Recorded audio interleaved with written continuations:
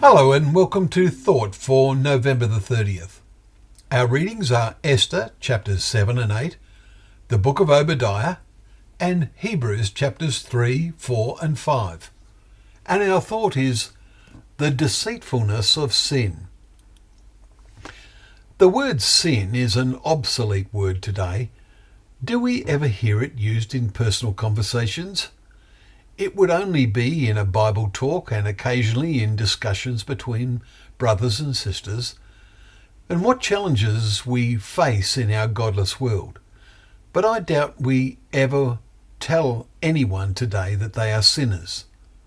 I recall a conversation in which the word adultery occurred, and the young lady I was talking to did not even know what it meant, and had never heard the word before.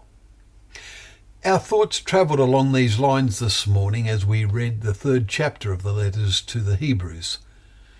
Take care, brothers, says Paul, lest there be in any of you an evil, unbelieving heart, leading you to fall away from the living God.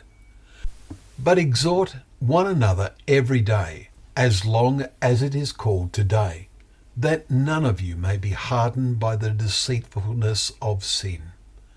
Verses 12 and 13. Think about that word hardened. The constant exposure to some things causes our minds to be hardened.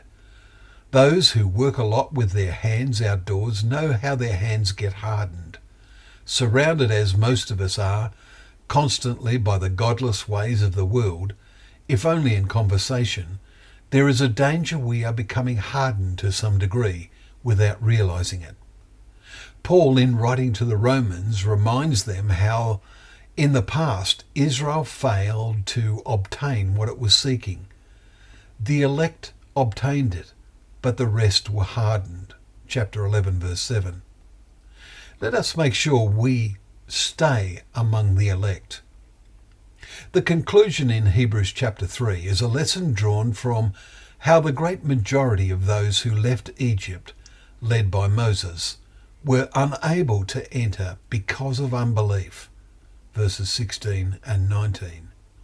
Yet they had seen the wonders God did as they left Egypt, and how God had provided for their basic needs in the wilderness, and witnessed the divine dramas displayed to them at Mount Sinai. Our world is a wilderness. How real is our belief? Are we drawing real strength of mind from God's word every day? Not just by reading it, but by meditating on what we read, making it live in our minds, to continually build up strength to resist the deceitfulness of sin. Well, thank you once again for joining us for Thought for the Day, where together we can open up the pages of God's Word, which is a lamp to our feet and a light to our path.